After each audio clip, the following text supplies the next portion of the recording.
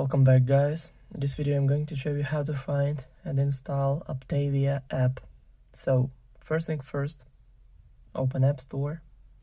Just click on that blue icon right here on your home screen. Then make sure that you log in on your Apple ID account. Then click on the search button right here. And in the search bar, typing OPTAVIA app. Then go search.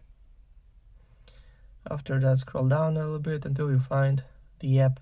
So click on that, then click get, then install, then confirm installation through Face ID or Touch ID or using password from your Apple ID account. So now it's all done. The app is only 42.2 megabytes. Also, all links will be in the description of this video. Hope you guys enjoy. Thank you for watching. Please like and subscribe for more. Bye.